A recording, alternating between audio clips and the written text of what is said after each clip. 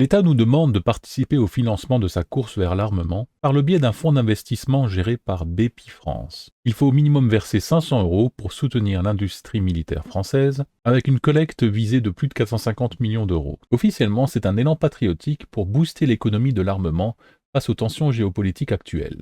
Mais ne pourrait-on pas considérer qu'il s'agit là d'un moyen détourné pour l'État de faire porter le fardeau de ses dettes et de ses choix sur les citoyens, tout en nous exposant les uns et les autres à divers risques financiers? Nous allons donc en parler en quelques instants. Bienvenue dans la pièce sécurisée.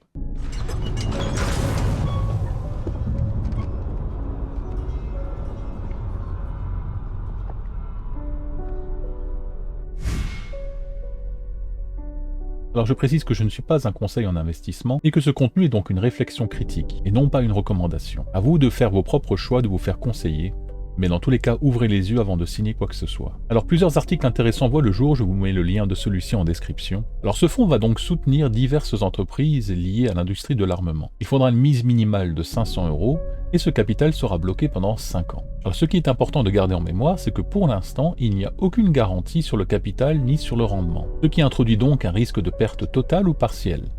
Perte totale, il y a quand même très peu de chances, mais une perte partielle, c'est tout à fait possible. Dans le cas où plusieurs de ces entreprises qui sont financées devaient échouer au fil des prochaines années, par exemple en cas de faillite ou de sous-performance. Alors si on compare tout ça avec des placements sécurisés comme le livret A, qui est certes à un taux complètement moisi de 2,4% d'intérêt par an, eh bien cet investissement est davantage risqué, évidemment moins liquide puisque l'argent est bloqué pendant 5 ans. De plus, il y a une certaine opacité, puisqu'on ne connaît pas exactement les entreprises ciblées et surtout la répartition exacte. Cet investissement est donc moins transparent que de simples actions achetées pour soutenir une entreprise donnée. Alors certes, ça peut être un placement intéressant pour des spéculateurs patriotes, mais peut-être qu'il ne sera pas estimé comme assez sûr pour des investisseurs prudents. Parce qu'en effet, le blocage des fonds pendant 5 ans expose à un risque d'inflation. Si l'inflation dépasse le rendement, qui n'est donc pas garanti, la valeur réelle de l'investissement va diminuer. Ce risque est d'autant plus aggravé par l'impossibilité de sortir de ce fonds, contrairement à des actions d'une entreprise qu'on pourrait revendre à tout instant. De plus, il y a un effet pervers, c'est que si le fonds perd une partie de sa valeur, eh bien l'inflation pourrait amplifier cette érosion, ce qui rendrait le placement encore moins attractif. Alors certes, on pourrait rétorquer qu'actuellement l'inflation est très faible. Il est vrai, elle est inférieure à 1% pour l'instant. Mais qui est en mesure de dire ce qui va se passer les prochaines années?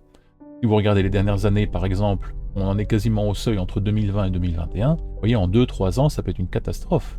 Peut monter à 5-6%, voire plus. D'ailleurs, avant même que les annonces de cet investissement soient faites, les actions des entreprises liées à l'armement ont flambé. Alors, est-ce que cette hausse correspond à une réalité, ou est-ce qu'elle correspond à une survalorisation? Eh bien, c'est difficile à dire. Mais ce qui est certain, c'est que si vous achetez vous-même des actions d'une entreprise donnée, vous pouvez suivre son cours en temps réel et décider d'en sortir dès lors que vous estimez que la situation représente un danger pour votre investissement. Prenons le cours de l'entreprise Kering, une entreprise basée dans le luxe. Imaginons maintenant que vous avez investi il y a quelques années, il ici par exemple après une forte hausse, comme on pourrait estimer que c'est le cas actuellement. Vous participez à un fonds d'investissement basé sur les entreprises de luxe par exemple, et vous dites ok bon là c'est un peu baissé, très bien après ça remonte, vous êtes tout content.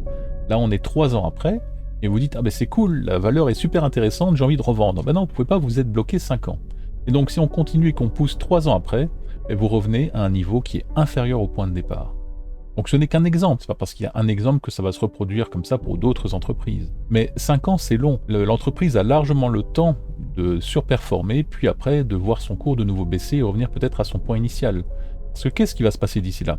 Peut-être d'autres concurrents vont venir s'installer sur le marché, d'autres pays vont peut-être proposer une technologie plus abordable. 5 ans c'est long et c'est loin. Et c'est pour ça qu'on se pose la question légitimement, pourquoi dans ce cas-là ne pas simplement acheter des actions? C'est direct, c'est liquide, et vous pouvez donc les revendre à tout moment dès que le marché est ouvert. S'il y a une moins-value, vous pouvez du coup limiter vos pertes, ce qui n'est pas le cas avec un fonds bloqué. De plus, les actions cotées correspondent à une propriété, vous possédez une petite partie de l'entreprise, et vous avez en échange une transparence liée à l'activité de l'entreprise. Où est la valeur ajoutée par rapport au fait de directement acheter l'action? D'autant plus qu'il n'y a même pas d'intérêt fiscal à participer à ceci. Acheter directement des actions me semble du coup plus contrôlable, plus transparent, et vos fonds sont clairement identifiés et ne se retrouvent pas dans un panier opaque sur lequel vous n'avez aucun contrôle. De plus, sans garantie de capital, ce fonds est un pari spéculatif. Surtout dans un contexte économique tendu comme celui que nous connaissons en France. L'État pourrait en effet financer directement ces entreprises en réallouant des budgets de secteurs moins prioritaires. mais il préfère solliciter les citoyens tout en continuant de creuser sa dette. Alors bien que ce fonds n'augmente pas officiellement la dette publique, il représente tout de même des dépenses indirectes. Et si jamais il y a le moindre problème par rapport aux futures commandes qui seront faites aux entreprises, rappelons-nous par exemple le gros fiasco des sous-marins qui devaient être vendus en Australie par exemple il y a quelques années, eh bien le moindre échec de ce type pourrait alimenter l'inflation et pousser les taux d'intérêt à la hausse. De plus, la France n'est pas à l'abri d'une dégradation de sa note par les agences de notation. Au-delà de ça, la gestion du pays n'est pas glorieuse. Et à un moment ou à un autre, on risque d'avoir de toute façon mécaniquement une hausse de l'inflation ainsi que des taux d'emprunt. Donc ce climat économique accroît le risque d'une perte partielle des fonds investis. Donc pour moi, ce fonds est risqué. Je dirais que le choix du coup dépend de votre tolérance au risque et de votre confiance dans ce projet. Si vous vous sentez l'âme patriote et que vous souhaitez soutenir ce projet, eh bien libre à vous. Si vous avez un profil plus prudent ou vous préférez garder le contrôle de l'endroit où se trouvent vos ressources et la possibilité de les retirer à tout moment pour les mettre ailleurs si vous le souhaitez, eh bien ce projet me semble dans ce cas-là peu opportun. Personnellement en tout cas, je préfère allouer les ressources que je pourrais mettre dans ce projet plutôt à des ETF qui me sembleront plus intéressants pour ces prochaines années. Des fonds que je peux récupérer d'un clic à tout moment de la journée. Évidemment tout ceci n'est que mon avis, il n'engage que moi. Je serais évidemment curieux de lire le vôtre qui a autant d'importance. Nous aurons l'occasion d'en reparler de manière détaillée dans les prochaines vidéos. En attendant, n'oubliez pas, vous avez toujours le choix, car ne rien faire c'est déjà choisir de perdre, et réagir c'est protéger votre liberté.